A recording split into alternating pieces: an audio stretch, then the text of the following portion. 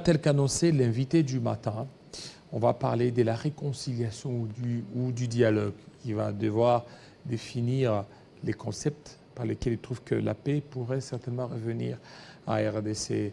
On va parler aussi de cette réconciliation de l'Église catholique qui a demandé à ce que le Burundi, le Rwanda, la RDC puissent s'entendre. Lui, en tant qu'homme d'Église, quelle analyse fait-il?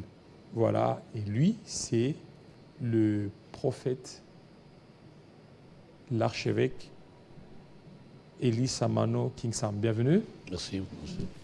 Vous êtes bien portant ce matin. Oui, ça va, grâce à Dieu. 2024, ça s'annonce aussi bien. Oui, tout à fait, grâce à Dieu. Et en plus, en 2024, il y aura des bonnes choses aussi. Évidemment, tout le temps possible. Les bonnes choses auprès de Dieu sont à notre portée. Il suffit pour nous justement de respecter les conditions, les normes. Mais sinon, les bonnes choses sont toujours à notre portée. Et sur le plan mondial 2024, le plan mondial, prophétiquement, ça va parce qu'il y a beaucoup de gens qui prédisent beaucoup de choses sur le plan mondial. Sur le plan mondial, je crois que le Seigneur nous a montré qu'il y a une grande crise économique vers la fin de l'année 2024 qui va s'élargir dans les mondes et qui, au travers de cette crise, va donner d'autres définitions politiques par rapport aux dirigeants, par rapport aux nations.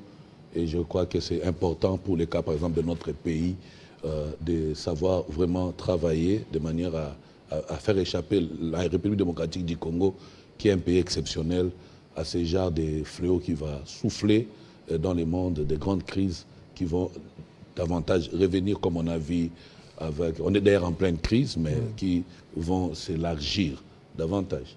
Alors, dans une de vos prédications, au niveau de Vélodrome, vous avez parlé des réconciliations. Réconciliation.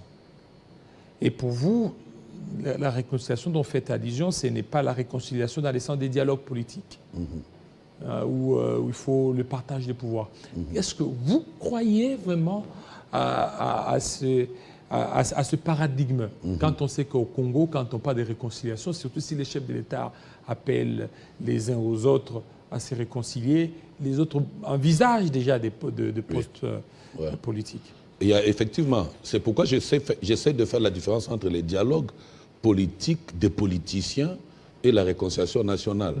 Le problème de la réconciliation nationale, c'est un problème du cœur des Congolais, du peuple congolais qui doit savoir vivre ensemble en paix. Je crois, vous êtes journaliste, vous suivez dans les réseaux sociaux et partout ailleurs, on nous envoie des images pour voir comment de plus en plus les Congolais se tolèrent, mais ne sont pas prêts à être ensemble et partager le bien-être. Donc, notre démarche de la réconciliation n'est pas une démarche politique. Elle est avant tout spirituelle, elle est dans les objectifs de l'unité, de la concorde, de la paix en vie. Alors, comment cela va se faire?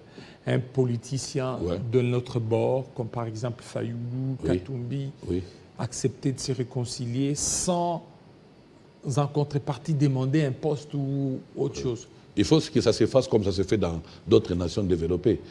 En France, aux États-Unis, partout ailleurs, les pays développés, les politiciens ne se mettent pas ensemble que pour partager les gâteaux du pouvoir. La priorité ici n'est pas le pouvoir à partager.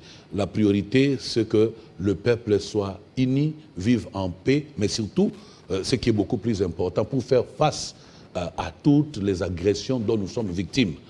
Vous savez, c'est tellement important. D'ailleurs, je regrette du fait que nos politiciens, pas seulement les politiciens, même le leader des confessions religieuses, soit distrait à ces points-là.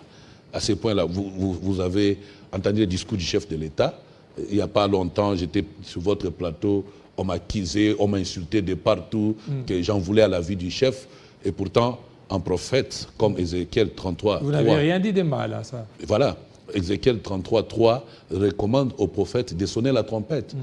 J'ai sonné, j'ai alerté, et je suis fier aujourd'hui de savoir que le président de la République a relayé cette démarche-là de la réconciliation dans son discours par rapport à son investiture. Je le félicite d'ailleurs pour le deuxième mandat. Et donc pour moi, je me sens satisfait du fait que déjà la bonne intention, même au point politique, a été révélée. Alors quelle sera l'attitude maintenant de ces opposants-là? C'est-à-dire, lorsque le chef de l'État tend la main à l'opposition. Oui. Alors, est-ce que vous ne voyez pas qu'aujourd'hui, quand on parle de réconciliation, on ne parlera pas non plus de l'opposition à la République démocratique du Congo? Parce que si aujourd'hui cette opposition se rallie au chef de l'État, Oui. la population qui est là dira « Ah, il n'y a jamais eu d'opposition en République, en RDC, parce que tous les opposants ont rejoint les chefs de l'État. » Il faut faire la différence entre une démarche politique et une démarche patriotique. La crise de leader congolais sévit à ce niveau-là. C'est-à-dire on veut donner l'impression que quand on est opposant, on est ennemi de ceux du pouvoir, et ceux du pouvoir sont ennemis de ceux qui sont à l'opposition. Or, le président de la République, dans son discours, il reconnaît le fait que n'eût été tous les challengers au niveau de l'élection présidentielle, ils ne seraient pas réélus. Et donc, il considère que le sens réel de la démocratie installée dans notre pays ne se manifeste que par le fait que tout le monde converge par rapport justement à l'émergence de la nation. Et donc, le problème ici, c'est qu'il faudrait vraiment que nous élevons notre intelligence à savoir faire la différence entre la course au pouvoir et la démarche de vivre ensemble pour veiller, développer et donner de l'émergence à notre nation. Et ça, c'est là où il y a crise, malheureusement. Et maintenant, pour les opposants, ça sera compliqué. C'est parce que pour les opposants, ils ne vont pas de cet œil-là, réconciliation. Pour eux, c'est le dialogue, le partage des postes, le dialogue. Et puis... En fait, ils sont juste à défaut.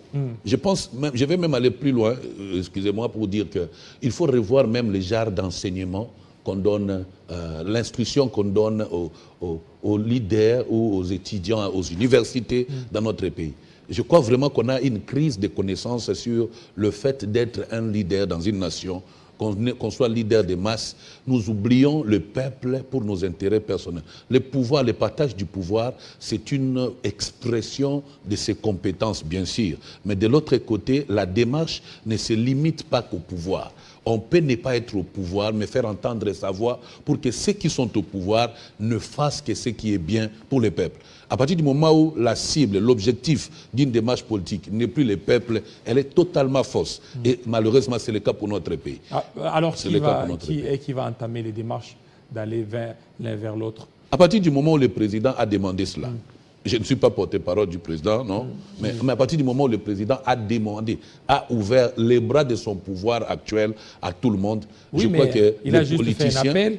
Oui. Et il a fait un appel. Ils ont besoin aussi peut-être des béquilles, peut-être l'Église. Oui, les béquilles, c'est toujours l'Église. Et c'est là que je vais interpeller les confessions religieuses. Tout à l'heure, dans votre introduction, vous avez parlé d'une démarche catholique pour la réconciliation entre Burundi, Ouganda, Rwanda. Je regrette que le prélat catholique commence à penser à mettre ensemble Burundi, Rwanda, Ouganda avant de réussir d'abord en son sein. Depuis l'arrivée du pape, la démarche qui s'est imposée à l'Église catholique, c'est la réconciliation. Mais elle n'a pas été saisie ni matérialisée par les leaders catholiques.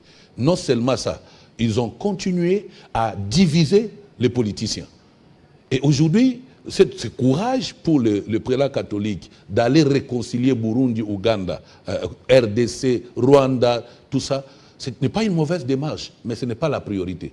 La priorité, c'est que l'Église catholique réussisse à se mettre ensemble avec toutes les confessions religieuses pour servir des ponts ou des catalyseurs afin de permettre les deux camps de la majorité au pouvoir et l'opposition à s'accorder en vue de résoudre les problèmes d'abord des grandes crises qui sont à la base des agressions, des rébellions. Parce qu'il faut savoir que la rébellion, l'agression dont la RDC est victime est une conséquence du fait que les leaders politiques ne savent pas vivre ensemble pour réussir à montrer une direction politique qui permettra à cette nation justement de vivre en paix et de connaître son émergence. Et c'est là que j'interpelle l'Église catholique. J'encourage sa démarche de réconcilier les nations, mais ça devrait commencer d'abord à l'intérieur. Vous ne pouvez pas laisser votre maison sale et aller nettoyer la maison de voisins.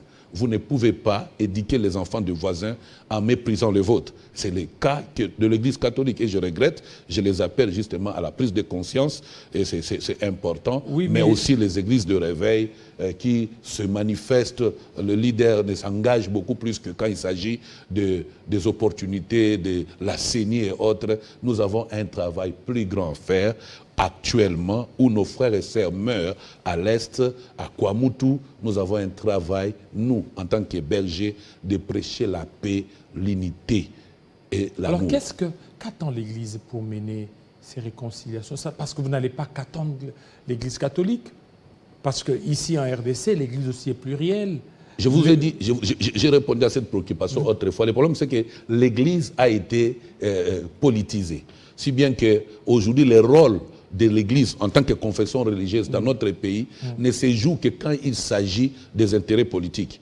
C'est comme ça, encore une fois de plus, j'interpelle, j'encourage les leaders de confession religieuse de tourner les regards vers le peuple, de tourner les regards vers l'Église et de jouer le rôle qui est beaucoup plus noble que de prêcher l'amour, la paix, l'unité dans la nation. Et ça, nous n'avons pas forcément besoin d'une aide ou d'une assistance de l'État congolais. Nous n'avons pas forcément besoin des moyens qui peuvent venir du gouvernement. Nous n'avons pas besoin de faire les beaux-yeux aux dirigeants politiques. Nous devons juste, en toute responsabilité, nous mobiliser.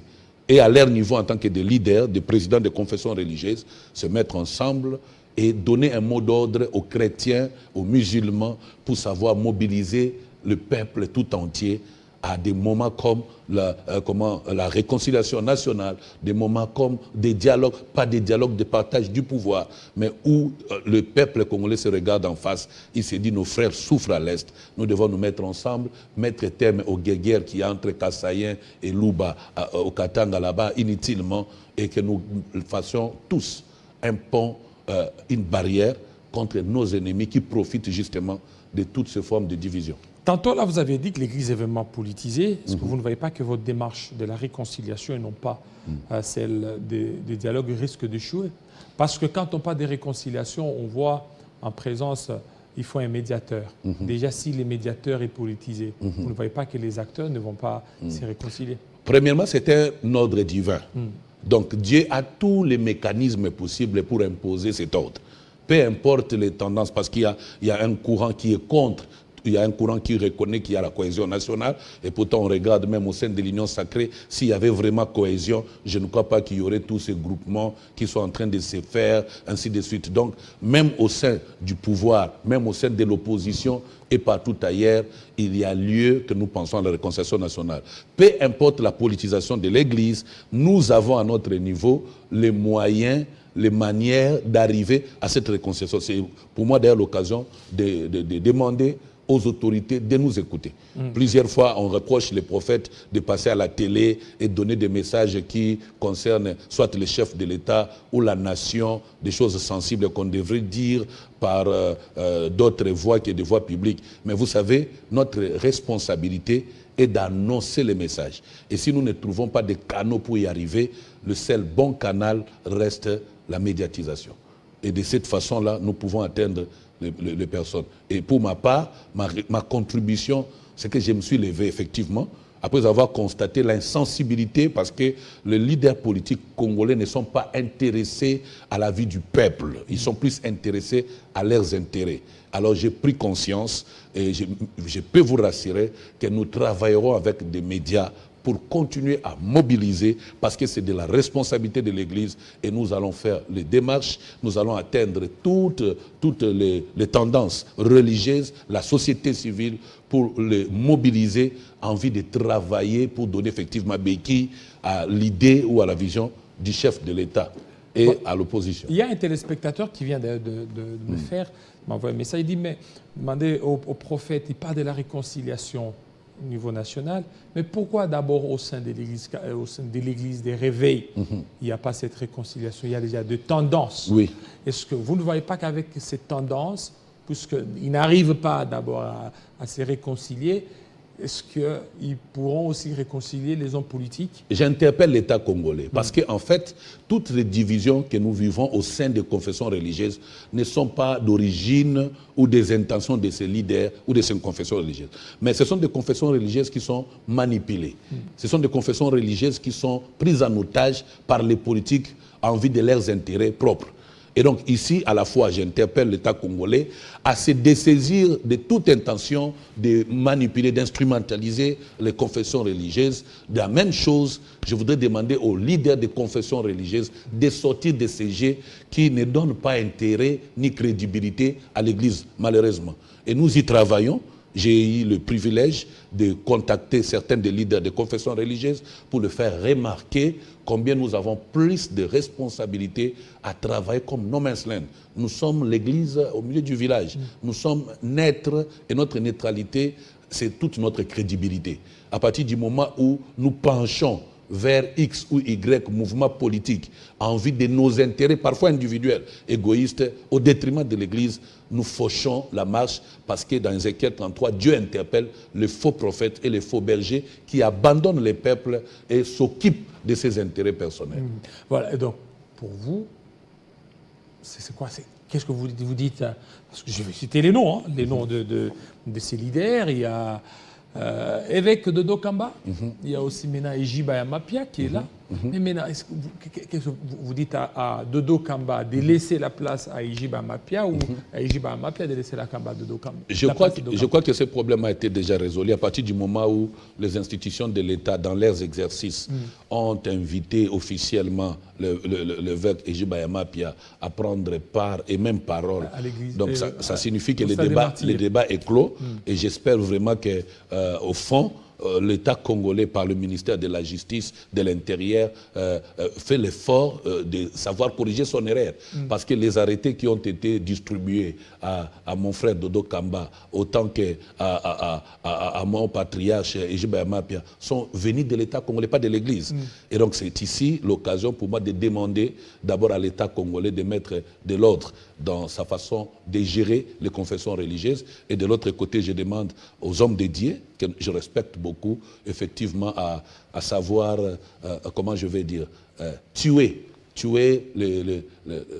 l'influence négative que leur course au pouvoir engage et manifeste à la nation, mais aussi à l'Église. Oui, nous n'avons pas besoin de cela, nous avons guerre à l'Est. Nous avons guerre à l'Est. J'ai suivi l'information où il y a des troupes ougandaises qui sont entrées à l'est de notre pays. Bien, dernièrement, il y avait des bombardements. Je crois que les hommes de Dieu, nous avons beaucoup plus à faire, à prier pour la nation, comme j'ai vu le pasteur Marcelo au stade Raphaël qui va effectivement engager des moments de prière pour la nation, comme nous le faisons. Et donc, nous n'avons pas le temps de manifester dans les médias nos conflits inutiles. Et vous également, les journalistes, aidez-nous à ne pas inviter les leaders des églises à passer à la télévision pour exposer de leurs conflits à cette période où nous avons, de façon pédagogique, besoin d'un discours unificateur, pacificateur, de paix qui nous amène à l'unité nationale pour la concorde et l'intégrité territoriale. Parce que oui, ça c'est bien beau de le dire, mais jusque-là, dans les fonds, on continue, on commence à voir que Dodo Kamba continue toujours à se considérer comme tel, alors que ce n'est pas le cas. L'État congolais n'est... La seule chose qui donne force aux décans de se considérer comme chef, c'est la décision de l'État congolais. En fait, ce sont des dieux, chacun était dans son coin, il a été nommé, ainsi de suite, mais c'est l'État congolais qui donne pouvoir à chaque groupe de ces hommes de Dieu, justement, à se considérer en tant que tel. À partir du moment où le ministère de la Justice reconnaît les deux personnalités aux mêmes fonctions, que voulez-vous qu'ils fassent? Chacun défend ses intérêts. C'est vrai que je les demande d'arrêter avec cette façon de faire, mais beaucoup plus la responsabilité incombe à l'État congolais qui doit tout faire pour se déconnecter. Il faut vraiment qu'il y ait séparation État et Église. L'État congolais doit se déconnecter de tout projet, de toute vision, de toute démarche à politiser les confessions religieuses. Alors maintenant, vous, pour le prochain gouvernement, demanderez-vous qu'il y ait aussi un ministère des églises pour pouvoir gérer? J'ai toujours demandé ça, je le souhaite. Donc c'est important parce qu'aujourd'hui, il faut savoir que le ministère est une profession et l'Église est une entité non négligeable.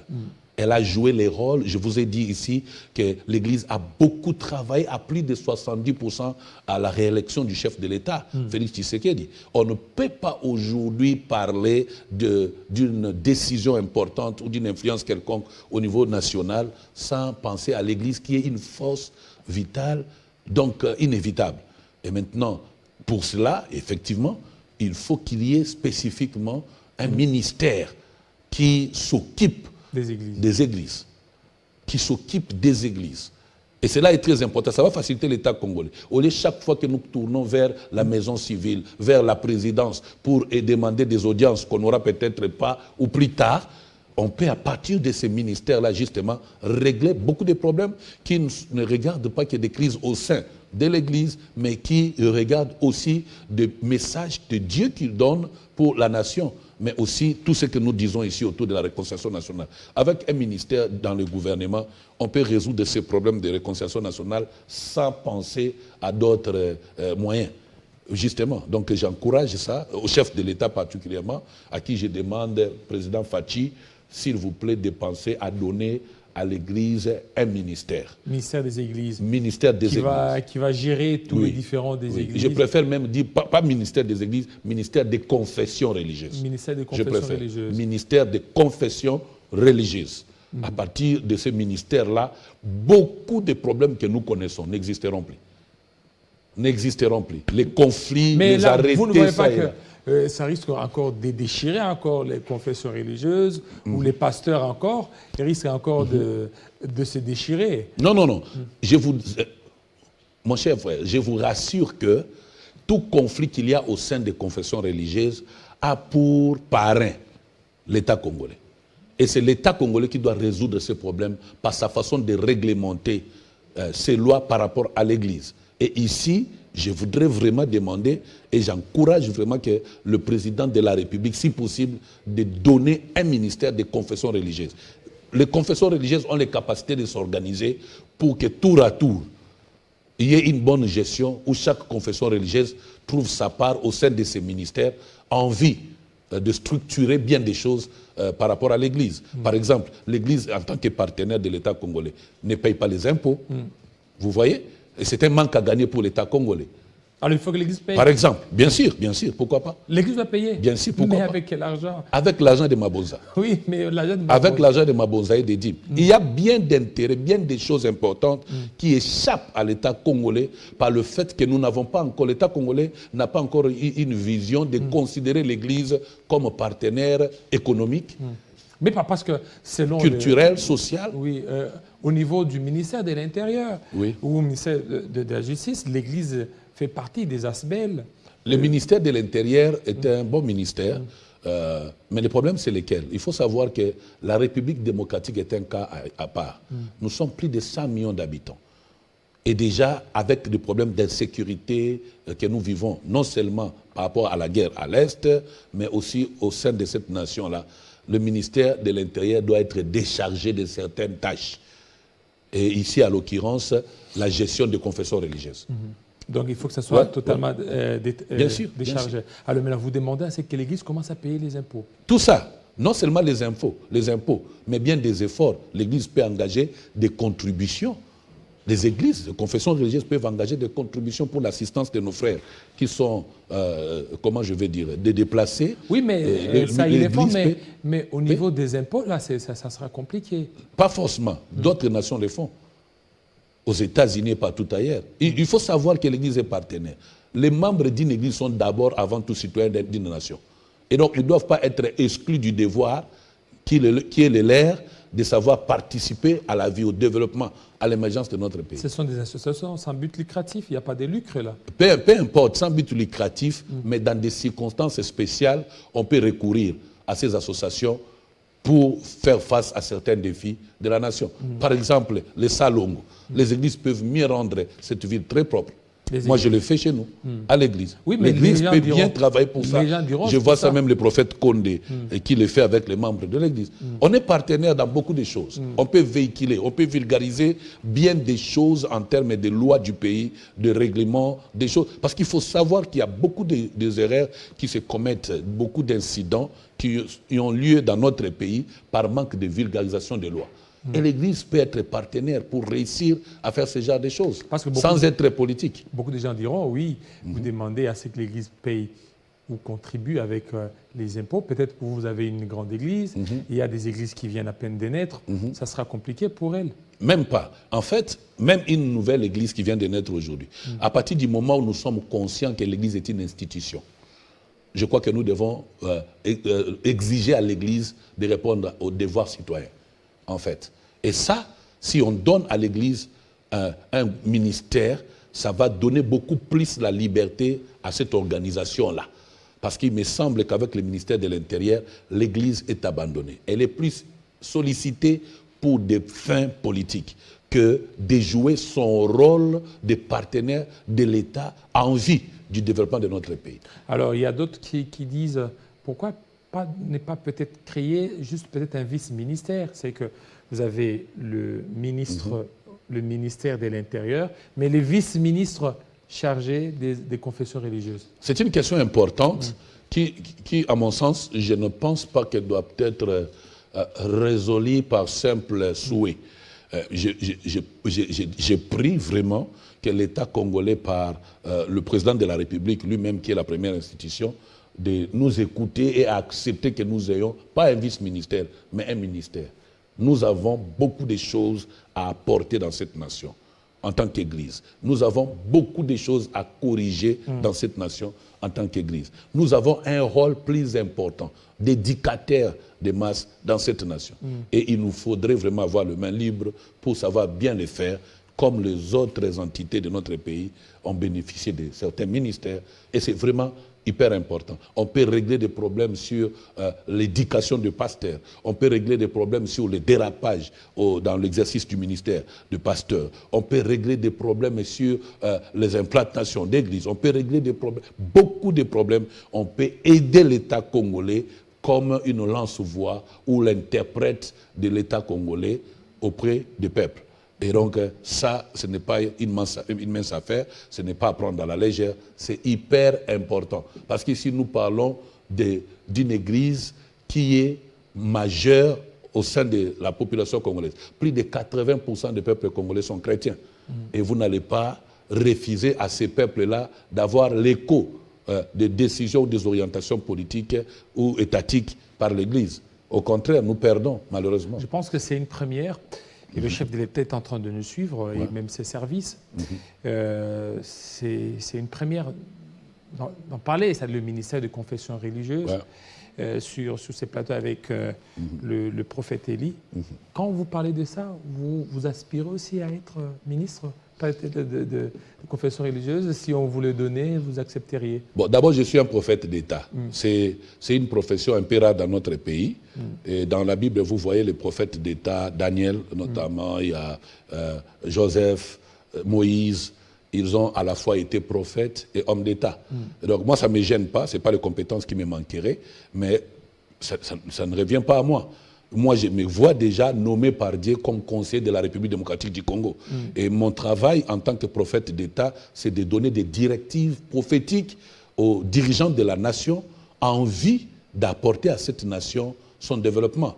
Que cela soit un problème comme c'est le cas, où les services souvent de sécurité nous interpellent, ou des services de tout genre, on reçoit des coups de fil, des insultes, ainsi de suite. Mais nous sommes la solution de la nation en fait. Nous sommes le miroir de Dieu pour la nation et ça ne nous décourage pas. Donc si jamais on me fait cette proposition, je prendrai avec plaisir, mais mes intentions ne sont pas d'être à la tête. Mais tout celui à qui on peut confier ce ministère, je me donnerai le devoir justement de l'accompagner de loin, de près, par ma façon de faire, justement en vue de donner crédibilité, de retourner crédibilité à l'Église de mon pays. Voilà.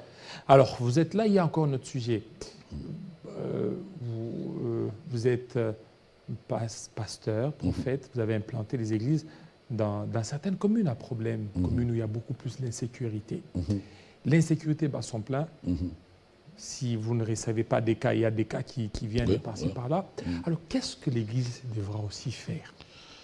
Bon, l'Église vit la fragilité. Oui, vous allez continuer, il y a les gens qui disent qu'il y a aussi la responsabilité de l'Église. Bien sûr, bien sûr. Parce que l'Église aurait donné peut-être un message prophétique, dit que notre tel enfant est sorcier, l'enfant grandit, et puis l'enfant s'est laissé éduquer par la rue, alors il devient Koulouna. C'est pourquoi, encore une fois de plus, je demande à ce qu'il y ait un ministère dans les gouvernements qui sera confié aux confessions religieuses. Et on aura différents départements pour savoir traiter de ces choses. Il y a effectivement des pasteurs qui ont réussi à détruire la vie des enfants qui sont dans la rue. Je reconnais cela. Et si jamais on pouvait réussir à interpeller ces pasteurs, mais aussi, ici je profite de votre chaîne pour demander aux pasteurs de faire preuve de capacités surnaturelles pour que nous ne nous limitons pas qu'à constater ou à découvrir les problèmes, mais à les résoudre. Vous voyez, quand Joseph est allé en Égypte, il ne s'est pas limité à constater la famine qui viendra, mais il a donné la solution. Quand je parle qu'il peut y avoir guerre ou on peut connaître la mort de tel politicien, je donne la solution pour éviter cela. Et donc ici, je demande au pasteur, si Dieu vous montre qu'il y avait un problème de sorcellerie ou de magie dans la vie de X ou Y personne à l'église, demandez à ce même Dieu de vous donner le pouvoir de la délivrance. À partir du moment où vous n'avez pas le pouvoir de cette délivrance, vous devenez un problème pour le peuple, un problème pour l'église, un problème malheureusement pour la nation. Et c'est ce qui est à la base, jusqu'à plus de 60% à mon avis, de ces problèmes de Koulouna que nous récupérons d'une manière à une autre par l'évangile. Et deuxièmement, je demande à l'église de savoir retourner dans les actions publiques. Il y a eu beaucoup des enseignements diaboliques qui ont découragé les prédicateurs à prêcher en public. Or, ces prédications en public dans le passé avaient beaucoup aidé le peuple congolais à éviter l'évangélisation. Oui, l'évangélisation, à éviter ce genre de problèmes que nous connaissons aujourd'hui. À partir du moment où on a arrêté des actions publiques, nous avons vu l'émergence, la naissance de Koulouna. Vous voyez? Donc, l'Église a arrêté sa mission évangélique, de prêcher l'évangile de Jésus, l'amour, la paix. Et cette mission avait résolu ces problèmes-là et nous devons y revenir, effectivement. Alors, vous ne voyez pas qu'avec ça, le Koulouna risque aussi de s'en prendre aux pasteurs? Oui, les Koulouna sont déjà les ennemis des pasteurs. Oui, c'est-à-dire que lorsque les pasteurs vont organiser leur campagne d'évangélisation dans des milieux là où il y a des Koulouna, ils risquent de saboter tous les efforts. Non, mais tous les jours ici, les affiches sont arrachées par les Koulouna. J'ai l'occasion de discuter avec les Koulouna. Je les invite parfois à l'église. Les jeunes comme les personnes âgées, je discute avec les Koulouna. Dernièrement, j'ai discuté avec les Koulouna de Bukavu, j'ai discuté avec les Koulouna de Kinshasa, j'ai discuté avec les Koulouna de Kisangani. Mais effectivement, c'est choquant. Dans leur discours, ils accusent l'Église. Ils nous accusent, nous les pasteurs, être responsables. Pour la plupart des cas, ils nous accusent de les avoir chassés des maisons par nos prophéties. Nous avions été à la base de ces choses et nous devons corriger cette erreur-là. Et nous devons nous approcher des Koulouna, leur prêcher. Je vois ça avec l'honorable Jean-Marie Lukulasi qui a fait un travail vraiment très remarquable dans ce domaine-là. Nous devons, nous pasteurs et l'Église, et c'est notre rôle. Jésus est allé vers le pauvre, Jésus est allé vers le malheureux. Il a parlé aux gens méchants, il les a apporté l'Évangile. Notre responsabilité est d'aller vers les Koulouna, leur prêcher l'Évangile. Non seulement l'Évangile, prendre soin d'eux. Je ne sais pas vous dire combien de personnes au sein de mon ministère qui étaient hier sans diplôme, sans avenir, mais par notre travail social, nous avons réussi à encadrer ces jeunes, à les envoyer à l'école, aux universités, et ils sont devenus des personnes importantes pour la société. Nous le faisons au niveau des orphelinats où nous assistons ceux qui sont dans les besoins, nous le faisons au niveau de l'Église, et ça c'est la responsabilité de l'Église, car Jésus a dit, venez à moi vous tous qui êtes fatigués, surchargés, je vous donnerai du repos. Et il ne s'est pas arrêté à attendre que les malheureux viennent vers lui. Il est également allé vers les malheureux. Voilà. C'est le rôle de l'Église. On va revenir. Alors, on va prendre la dernière livraison d'informations, quelques secondes, avec Étienne Tamboir. 10h à Kinshasa, 11h dans l'Est de la RDC. Bonjour mesdames, messieurs, et bienvenue à cette dernière livraison de la Minute d'Information. Ici tout de suite.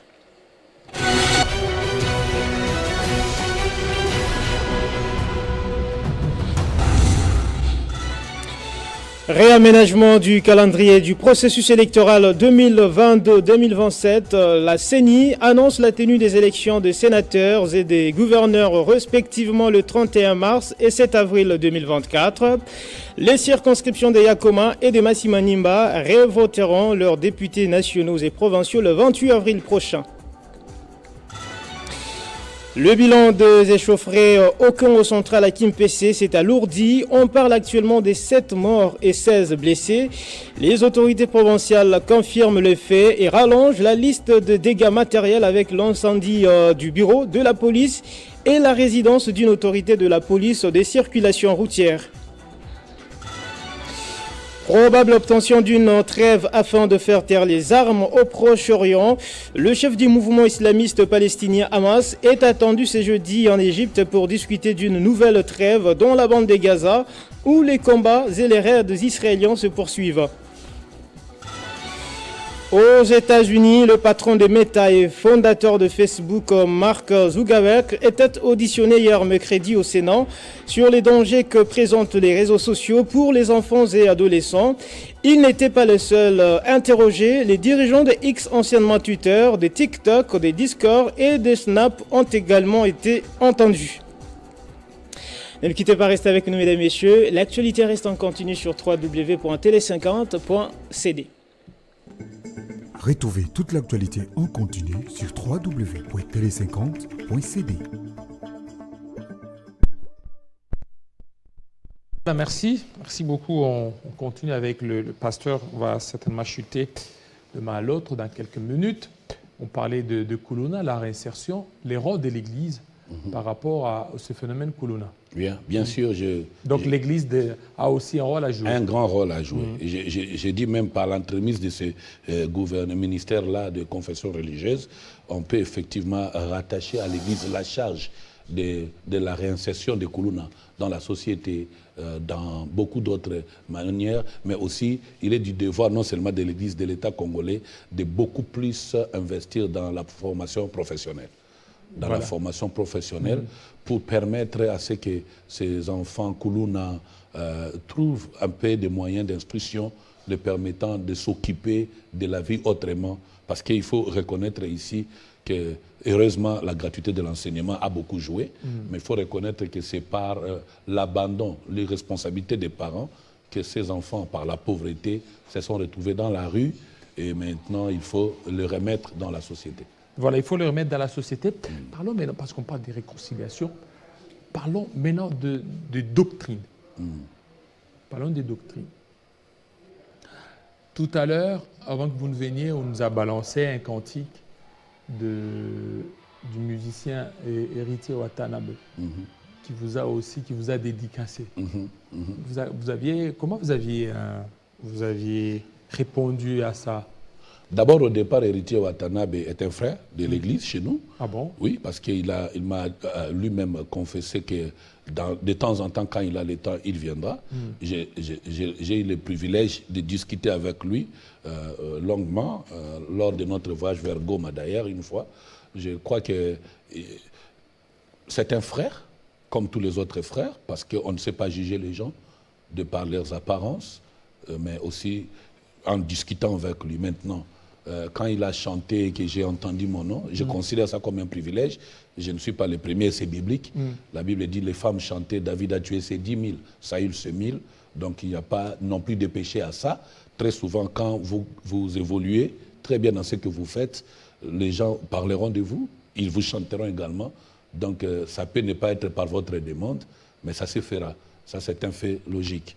Et donc, est-ce maintenant un péché que... Est-ce que c'est un péché? Je ne pense pas que ce soit un péché. D'abord, il chante quoi? Il chante quoi? Est-ce qu'il est interdit à quelqu'un de reconnaître les bienfaits de Dieu? Je ne pense pas. Je crois seulement qu'il a chanté en reconnaissant les bienfaits de Dieu dans sa vie. Et vous savez, Mobutu a donné sa vie au Seigneur Jésus avant sa mort. Mobutu est mort chrétien, selon toutes les informations. Mais Mobutu a été vilipendé toute la vie ici. Donc, moi, je ne dis pas que l'héritier n'est pas chrétien, mais je crois que nous, en tant que pasteurs, selon Éphésiens, notre responsabilité et de travailler au perfectionnement des saints. Donc tant qu'on est sur la terre... Et vous écoutez aussi cette chanson-là que vous a dédicacée? Bon, les gens m'ont envoyé la chanson, j'ai apprécié. Ce qui était beaucoup plus intéressant pour moi, c'était de connaître les contenus. Et donc le contenu m'a beaucoup motivé. Sinon, je ne vois pas de mal en ça. Et si peut-être un autre musicien, dans son générique habituel, il vous dédicace ceci, mais sans le titre. Vous savez, pour héritier, on peut comprendre Opona. C'est-à-dire que là, c'était une chanson, il parle beaucoup plus de la Bible, de sa conversion, comment Dieu s'est manifesté à lui, mais si un autre musicien. Zaché était un publicain. Il était considéré chez tous comme un voleur. Mais vous savez, c'est chez lui que Jésus est allé manger, en fait. C'est chez lui. Et Jésus est venu sur la terre. Le problème du christianisme, c'est celui-là. Nous avons déformé l'essence même de notre mission. Nous avons dit au monde que nous sommes des pasteurs des saints. Nous sommes des pasteurs pour les saints. Non, non.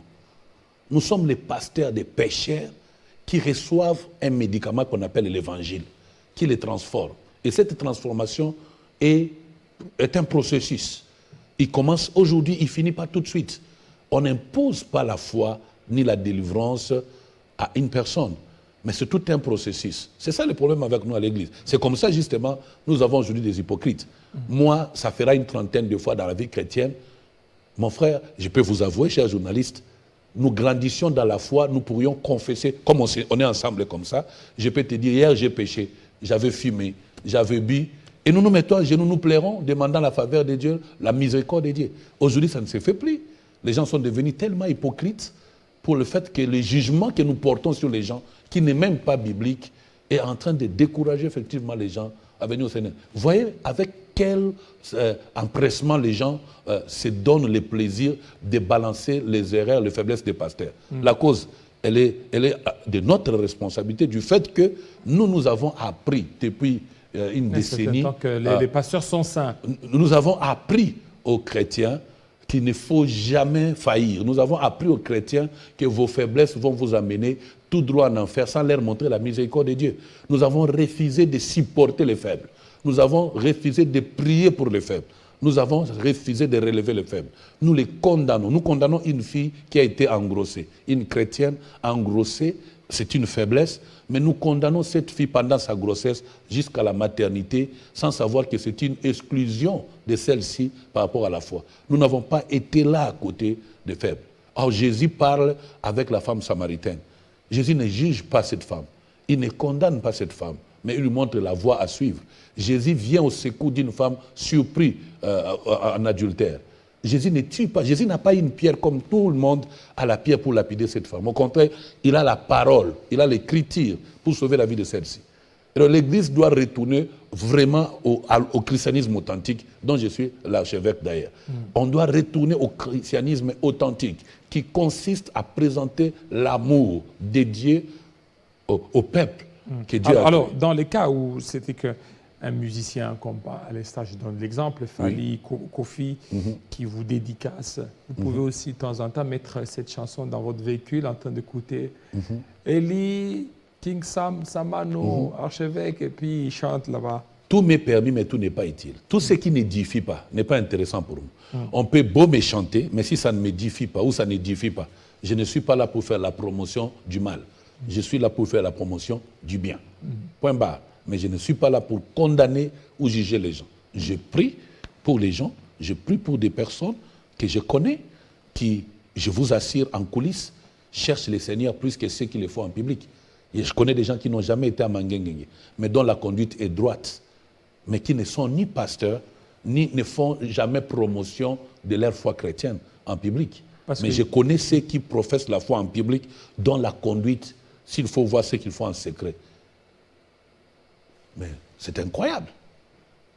Alors, parce que il y a dans l'ancien temps, un musicien dit mondain ne peut pas chanter dans une église des réveils. Mais actuellement, ça se fait. On a vu dans une église, on a appelé un musicien, il est là, il a chanté. Et... Le sacerdoce est sacré.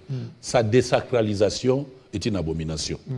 Donc, comme je l'ai dit tout à l'heure, tout m'est permis, tout n'est pas utile. Tout ce qui n'édifie pas ne peut pas trouver place dans les sacerdoces. Depuis les temps anciens, dans la Nouvelle Alliance, jusqu'à notre temps, on n'a pas donné accès comme nous donnons aujourd'hui à certaines choses. Je veux bien qu'un musicien ou un païen, parce qu'être musicien ne veut pas dire forcément un païen. Ça, il faut aussi faire la différence. Et donc, je ne peux pas, moi, permettre à quelqu'un de venir exercer dans mon office sans respecter les conditions y afférentes. Donc, ici, à l'occurrence, je ne peux pas demander à un païen de venir faire l'office. Je ne peux pas. Mais je ne peux pas refuser non plus à un païen de venir au culte, de participer au culte. Oui, il vient au culte et puis c'est un musicien. Oui, mais si vous demandez, vous faites l'appel comme nous le faisons souvent. Vous faites l'appel aux gens. Celui qui a une chanson à chanter pour le Seigneur qui vient chanter. Vous refuserez cela à un frère parce qu'il est connu. Vous le refuserez parce que vous avez demandé sans donner les conditions à la personne de chanter. Vous lui refuserez ça. C'est comme ça, je pense qu'il faudrait réglementer aussi nos cultes. Nous devons aussi définir le sacerdoce par rapport à ce qui est permis, ce qui n'est pas permis. Mais je ne voudrais pas porter atteinte aux païens. Parce que les païens d'hier peuvent devenir les pasteurs d'aujourd'hui. Vous pouvez rester responsable à l'église, vous pouvez rester membre à l'église converti depuis plusieurs années, mais quelqu'un peut se convertir aujourd'hui, demain il devient votre pasteur. Et donc c'est très complexe, c'est trop spirituel, c'est très sensible, il nous faut beaucoup d'humilité pendant que nous menions une vie chrétienne. Alors on est en train maintenant de suivre l'évolution qui va dans le sens peut-être de dénaturer même des doctrines. Au départ, on autorisait les divorces en cas d'adultère, mais là, actuellement, on ne le fait plus. Actuellement, c'est que il y a même des pasteurs qui disent est-ce que vous ne voyez pas que c'est aussi une déviation des doctrines? Bon, je commence par votre exemple. Maintenant, ce que vous avez mobile, il faut tikala. Mais vous avez un château saint. Non, il y a un choix. Il y a un choix. L'apôtre Paul est clair. Si les non-croyants veulent se séparer, qu'ils se séparent. Si les non-croyants veulent se séparer, qu'ils se séparent. C'est déjà une brèche qui est ouverte. C'est dans la parole de Dieu. Et ce n'est pas n'importe qui le dit, c'est l'apôtre de la doctrine. La sentinelle de la doctrine qui dit si les non-croyants veulent se séparer, qu'ils se séparent. Parce qu'à mon entendement, un chrétien doit se marier avec un chrétien pour préserver effectivement la paix et marcher dans la doctrine chrétienne. Vous ne pouvez pas veiller à la marche de la conduite. Vous ne pouvez pas confesser votre fidélité à la foi chrétienne si vous êtes marié à quelqu'un d'un autre monde spirituel que de votre foi chrétienne. Et ça, je voudrais vraiment être clair. Donc maintenant, si par sentiment ou par circonstance, le mariage s'impose à vous à un non-croyant, la même chose qui s'impose à vous, s'il y a danger, s'il y a danger dans votre vie, on porte atteinte à votre vie à cause du mariage, si les non-croyants veulent se séparer, qu'ils se séparent. Dieu n'est pas contre ça. Mais là, je crois que c'est dans 1 Corinthiens 7. Et maintenant, si ce ne sont pas des non-croyants S'ils ne sont pas des non-croyants, ils ne vont pas se comporter dans cette violence-là. Parce que ce n'est pas biblique. Quand vous lisez 1 Corinthiens 13, à partir du premier verset au 13e, l'amour supporte tout. Alors s'il arrivait que la femme c'est une chrétienne, le mari c'est un païen. Oui, c'est dans les cas. Soit la femme supporte, soit il se sépare. C'est biblique, dans tous les deux cas. Et dans ces cas, personne n'est péché. Personne n'a péché. Parce que ce sont des non-croyants. Oui, parce que si vous êtes avec un non-croyant, l'apôtre Paul dit quoi? Si vous vivez avec un non-croyant, ayez un comportement qui peut l'amener à se convertir.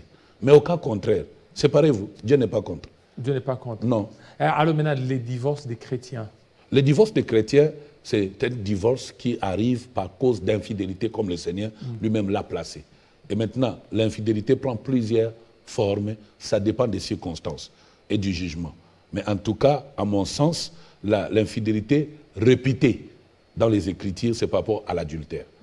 En dehors de l'adultère, est-ce qu'on peut parler de l'infidélité? Oui et non. Tout dépend des contextes et des motivations. Alors, il me semble seulement que plusieurs divorces ne sont pas des divorces liés aux normes bibliques ou chrétiennes, mais sont des divorces liés à certaines motivations autres, mais beaucoup plus à l'ignorance. Parce qu'il y a d'autres qui parlent de comportement des femmes ou comportement des hommes. Oui. Mais là, et pourtant, ils sont chrétiens. Oui. L'homme trouve que la femme n'a pas un comportement... un comportement pudique. Et oui, puis, oui, parce que justement, vous pouvez avoir une épouse qui n'est pas tombé dans l'adultère, mais qui pratique l'idolâtrie, la magie, l'occultisme. Une sorcière. Comment je vais dire, une meurtrière, tout ça. Parce que vous devez savoir ceci, par rapport à l'infidélité. L'infidélité, ce n'est pas seulement dans le mariage. L'infidélité, c'est aussi l'information que vous avez donnée à votre futur partenaire par rapport à votre identité. Quand elle est fausse et que dans les mariages consommés, on constate que l'information donnée n'était pas vraie, c'est une infidélité et cause de divorce. Une infidélité. Je donne un exemple. Vous épousez un homme qui vous dit « je n'ai jamais d'enfant ailleurs ». Et vous acceptez l'homme dans cette condition-là. Vous entrez dans le mariage, vous vous rendez compte que les messieurs a eu 50 femmes, 150 enfants, et vous êtes là, dans ce mariage-là. Le mensonge-là qui a bâti ce mariage est une infidélité. Et donc, c'est une raison de divorce. Et vice-versa. Parce que trop, on parle trop de l'infidélité que du côté de la femme. Et si la virginité aussi, peut-être cause d'infidélité. L'homme s'était préservé. Oui, oui. Et puis, chaste, oui. Que la femme dit que je n'ai jamais connu d'homme, et arrivé au mariage. Oui, par le constat. Dès que l'homme constate que cette dernière avait menti pour juste avoir accès au mariage, c'est une cause de divorce. Parce que c'est une infidélité. C'est une infidélité. L'infidélité là dont le Seigneur fait allusion, c'est par rapport à quoi?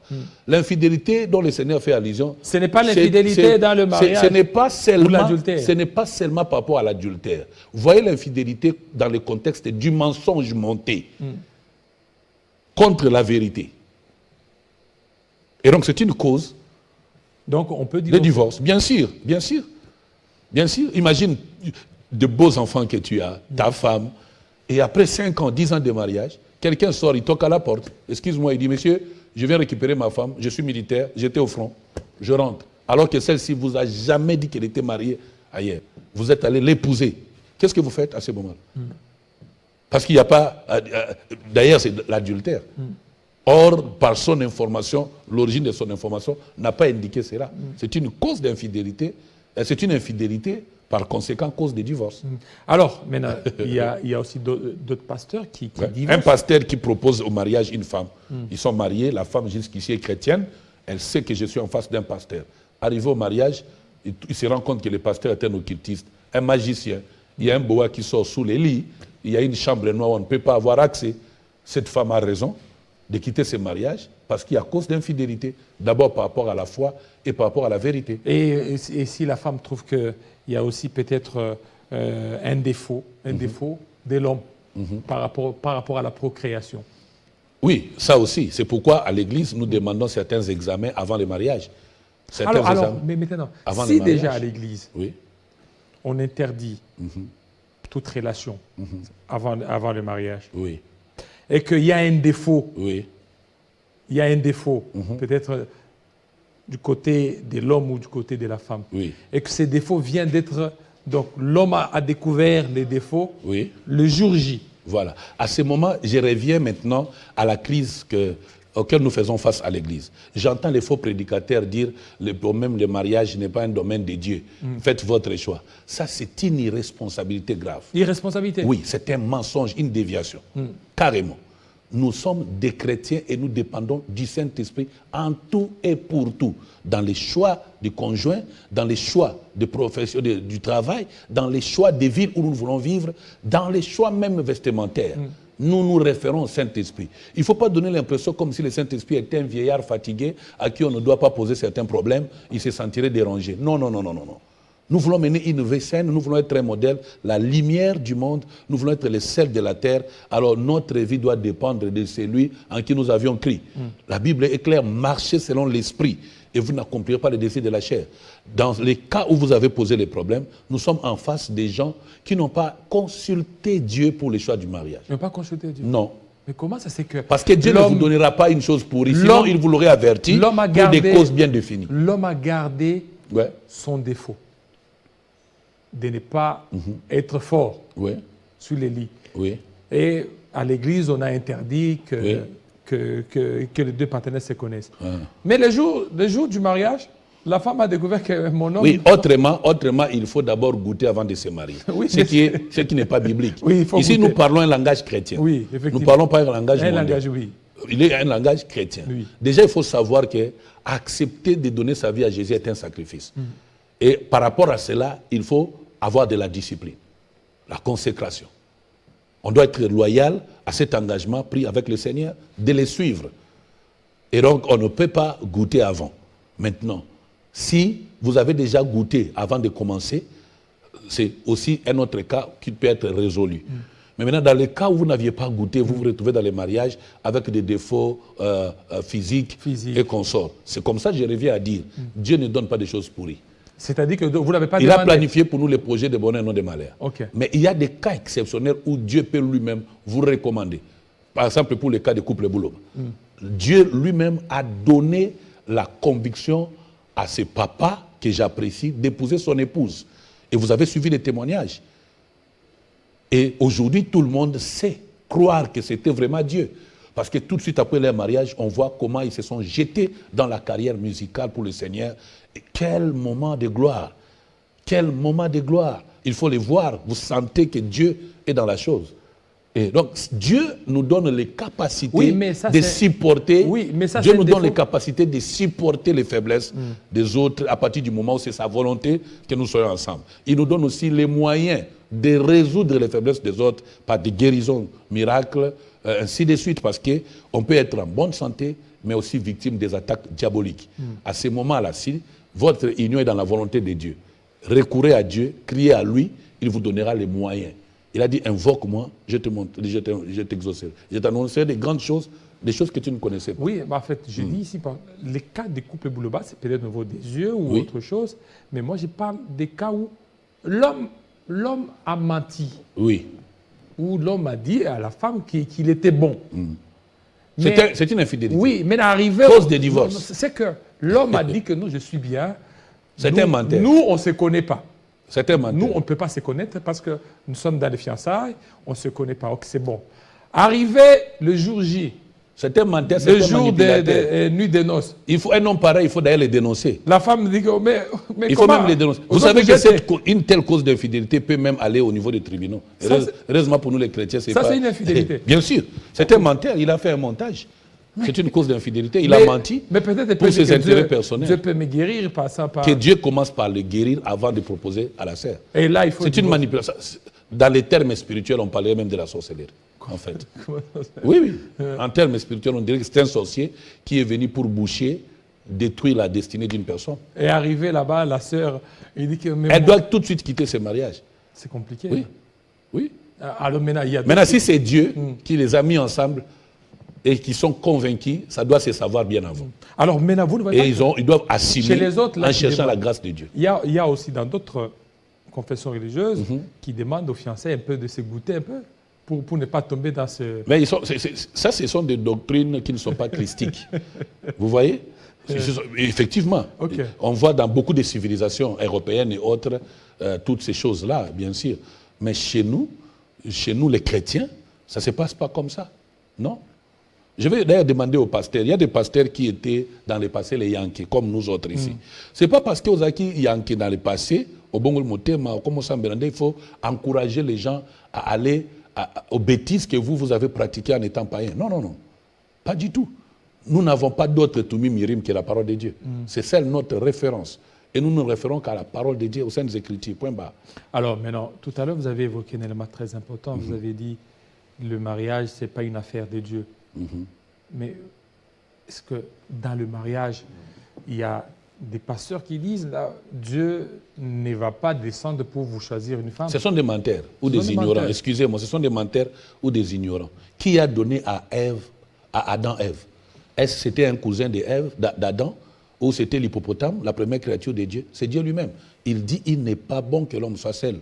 Je lui ferai une aide semblable. Je m'en vais à tous ces pasteurs, à tous ces prophètes qui disent que le mariage, la prophétie pour le mariage n'est pas du domaine de Dieu. Ça, c'est le mensonge du siècle par rapport à l'Église. Rebecca, qui a été l'épouse d'Isaac, n'est pas devenue épouse par la volonté d'un humain. Ces choses ont été organisées depuis le ciel. Si bien que Eliezer a demandé des signes authentiques auprès de Dieu après une prière, en fait de trouver pour le fils de son maître une épouse. D'où vient aujourd'hui que les gens se mettent ensemble sans la volonté de Dieu?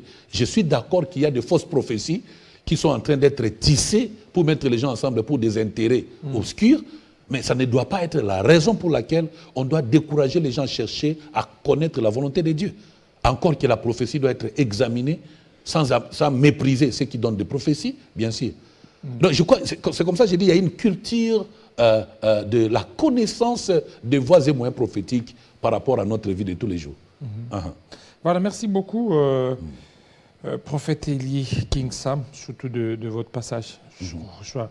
Il y a des réactions chaque fois quand on vous reçoit, des réactions par rapport à ça. Il y a d'autres sur Facebook, je ne serai pas entré sur Facebook et sur TikTok. Il y a beaucoup de maquillés là. On peut prendre même 2 ou 3 si. Voilà, il y a deux ou trois réactions. Je veux devoir lire certaines réactions. Voilà, il y a un téléspectateur qui nous appelle qui nous écrit à partir de Kasumbalesa. Il dit bien dit pasteur pour tous ces enseignements, mais il y a un problème, c'est que l'Église du Congo aujourd'hui a perdu beaucoup plus son identité en voulant beaucoup plus mimer les autres religions. Ça, ce n'est pas seulement par rapport à l'Église du Congo. Il faut savoir que du point de vue eschatologique, nous sommes au temps de l'apostasie, au temps de l'abandon de la foi. Et l'abandon de la foi vient à cause de la séduction. Et ça n'a pas commencé aujourd'hui, même le temps de Paul. Mais ici, il y a vraiment une émergence. Je voulais d'ailleurs ouvrir une brèche pour alerter les pasteurs de se réformer et d'être en actualité parce que nous sommes déjà à l'ère de l'intelligence artificielle. Ce qui fait que l'avancée de l'intelligence artificielle va influencer négativement la foi chrétienne de plusieurs. C'est un peu ce qui est écrit dans Matthieu 24. Si ces jours n'étaient pas abrégés, même le zélie serait séduit. Nous sommes en train d'aller, d'ici 5 ans, vous avez suivi, Elcon Max a réussi à monter une puce sur le cerveau pour développer l'intelligence. Et la puce se vend à $40 000 déjà mise en vente et les tests de cobayes ont déjà été faits. Et donc on est devant des défis énormes et j'encourage les pasteurs à chercher des informations qu'il faut marier aux réalités bibliques, surtout apocalyptiques, en lisant l'Apocalypse, Daniel, Ézéchiel, Matthieu. C'est vraiment important parce que rachetons le temps. Les jours sont mauvais. C'est important que l'Église commence à se rendre compte. De toutes les façons, la persécution vient contre l'Église par le développement technologique. Et ça va faire du mal à l'Église.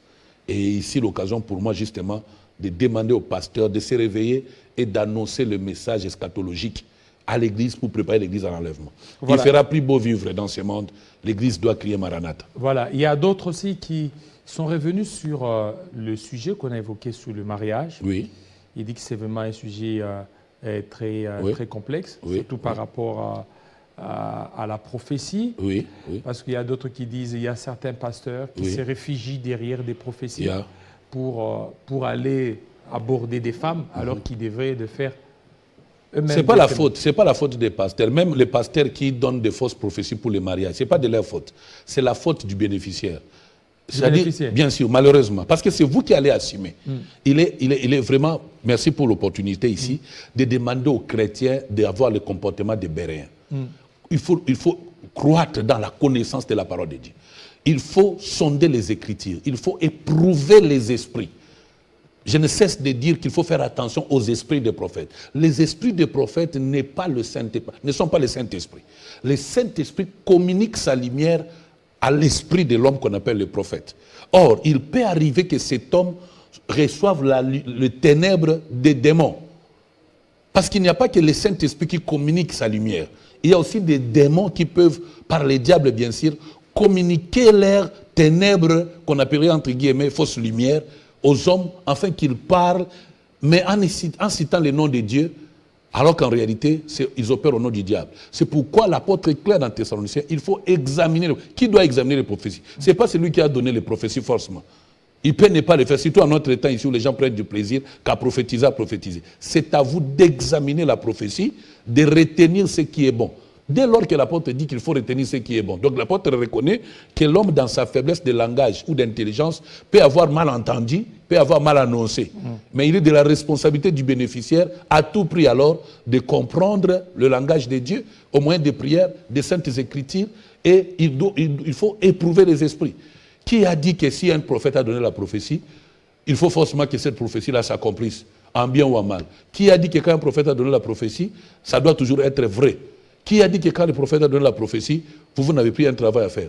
Retournez avec cette prophétie dans la prière.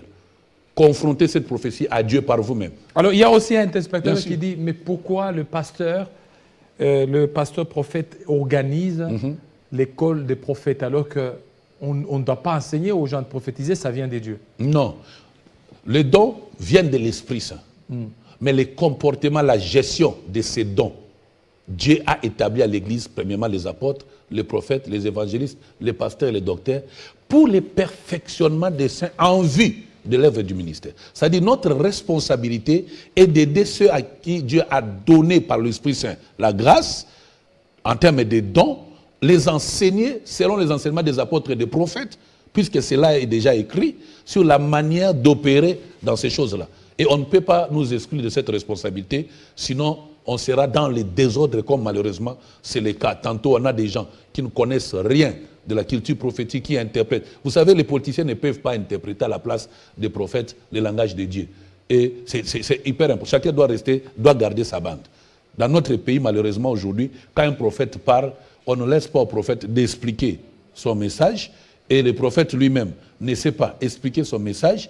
Et ça tire de partout. Ça, encore une fois de plus, il y a nécessité de l'école des prophètes. D'ailleurs, je profite pour inviter les gens. Chaque mercredi sur Avenue Ngouma numéro 8, à ma campagne ici, je tiens une école des prophètes à partir de 17h chaque mercredi. Et le vendredi, je tiens l'école du Saint-Esprit. Là-bas, nous apprenons aux gens comment ils doivent communier avec l'Esprit par rapport à la mesure de la grâce que Dieu nous a donnée. Et le dimanche, nous avons 2 cultes. Le premier culte à partir de 7h, français, anglais.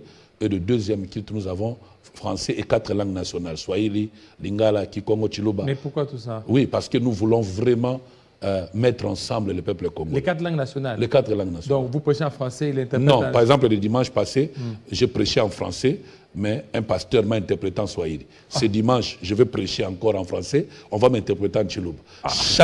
Comme on a 4 dimanches la semaine, le mois plutôt, donc chaque dimanche, nous avons une langue nationale. Parce que notre culture ne doit pas être bafouée. Mais est-ce que vous ne voyez pas qu'avec ça, c'est surchargé? Non. Parce que si je ne comprends pas le Chiluba, je ne comprends pas le français, j'assiste là-bas dans Nakoloka. Non, venez, vous prendrez les goûts. D'ailleurs, je pense qu'on est en retard. C'est ce que toutes les églises devraient faire d'ailleurs. C'est ce que toutes les églises devraient faire. Je demande au pasteur de prêcher en lingala français si possible. Sortons de ce genre de complexe. On croit que le Saint-Esprit est français ou francophone. Et l'anglais? Mensonge. Mais pourquoi l'anglais aussi? Non. Notre problème, c'est que nous sommes une église d'intégration. Nous sommes une église multiraciale, multipeuple, multitribu. Nous voulons juste donner l'opportunité à chaque langue de proclamer le nom du Seigneur. Pourquoi ne pas faire comme les anglophones qui font? Oui. Vous prêchez dans votre langue, mais vous... On fait la traduction. Voilà, vous faites la traduction, comme par exemple Meyer, c'est Joss Meyer, la canadienne, et les autres. Tout dépend des moyens et des politiques. Vous pouvez faire ça et puis vous envoyez... En tout cas, je peux vous dire que ça nous fait du bien. Du bien que je prêche en lingala français, que je sois interprété en Swahili ou en Chiluba. Ça fait du bien. Je sens que tout le monde se sent intégré. Et on passe des moments extraordinaires. Je vous invite, un moment, si vous aurez l'espace ici, de mettre ces cultes-là dans vos chaînes, vous allez vous rendre compte de l'importance. Je vais valoriser nos langues et notre culture.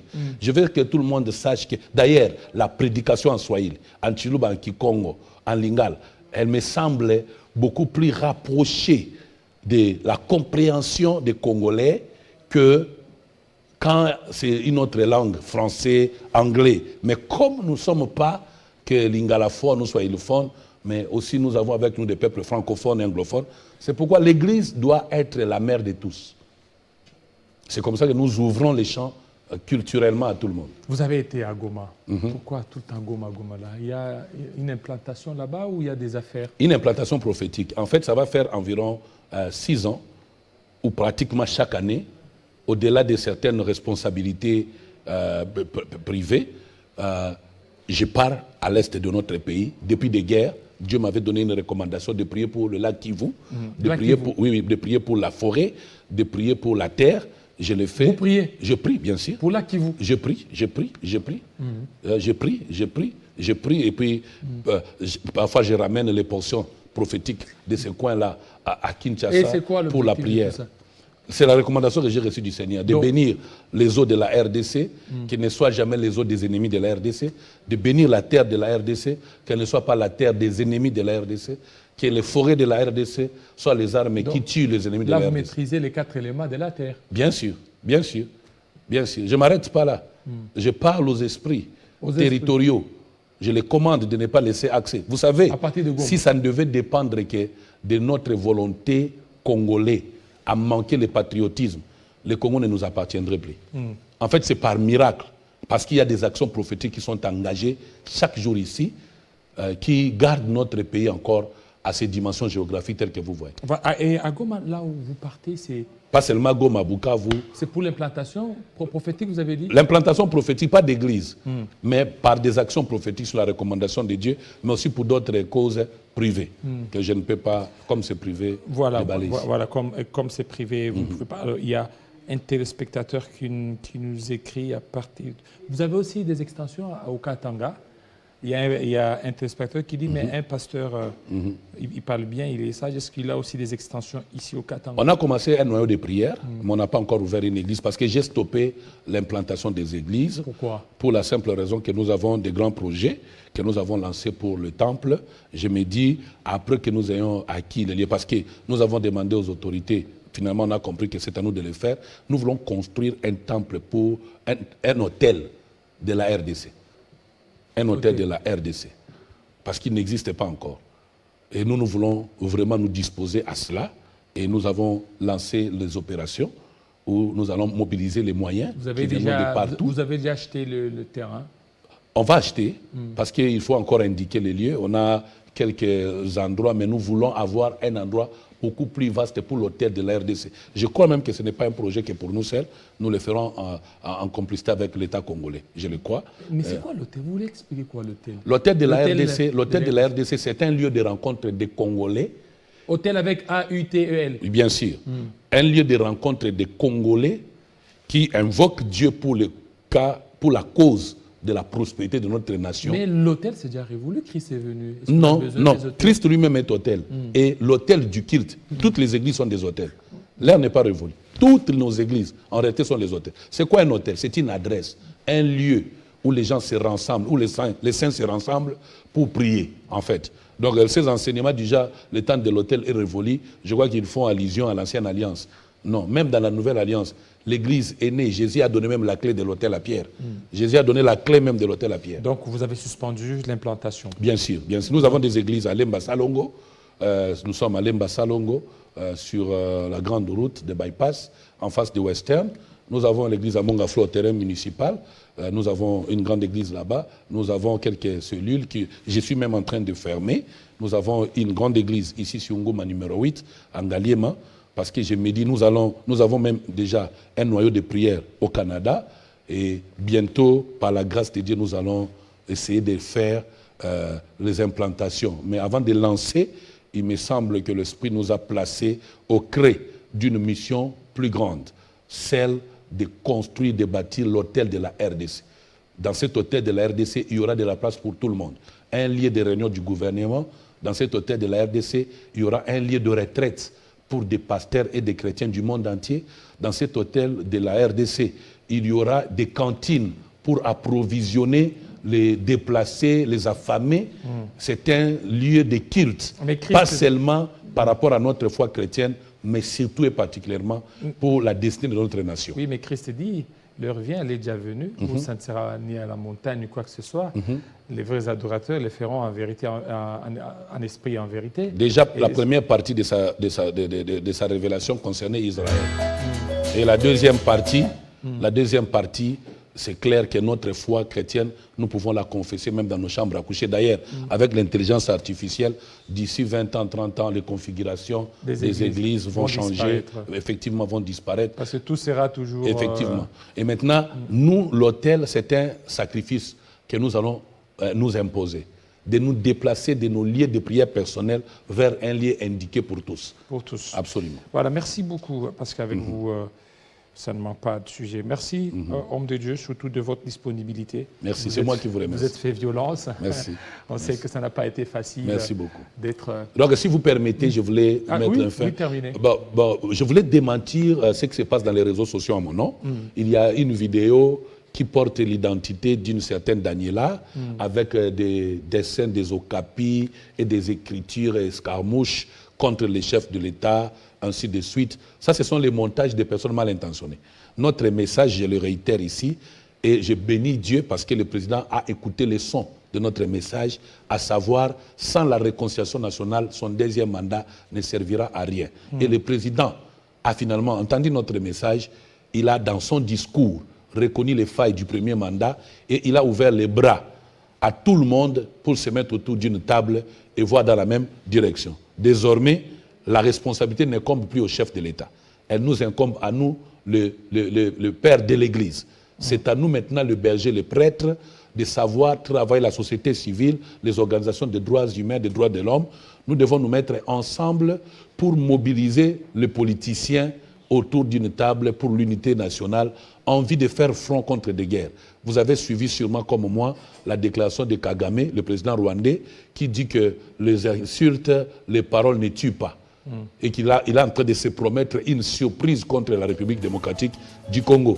Et face à ce genre de déclarations incendiaires, il est temps que nous, l'Église, nous lèvons pour mobiliser le peuple congolais à l'unité, à l'amour, de cesser aux besoins tribalistes, aux guerres, aux conflits internes, pour marcher ensemble et faire de notre armée une armée forte. Voilà le message que je lance. Merci, merci beaucoup. Merci, fidèles téléspectateurs, vous avez été nombreux.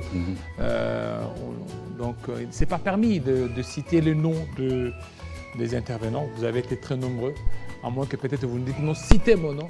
Merci à Béni, notre caméraman, qui dit que le pasteur a totalement raison. Que Dieu vous ouvre encore des portes. Merci. Merci à vous, fidèles téléspectateurs. Vous avez été très nombreux. Merci aux fidèles de l'Église. La loi, l'amour de Jésus, ce n'est plus la loi. Hein? Non, c'est l'amour de Jésus-Christ. L'amour de Jésus-Christ.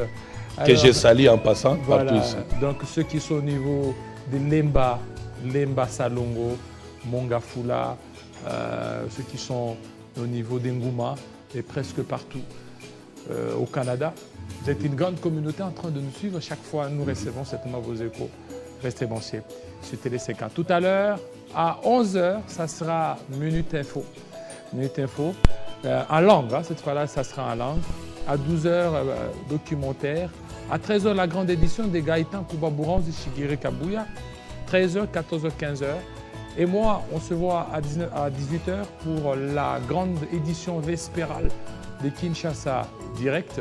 Et à 19h, la grande édition, ça sera avec Arlette Boutella. Restez branchés sur Télé 50. Ciao!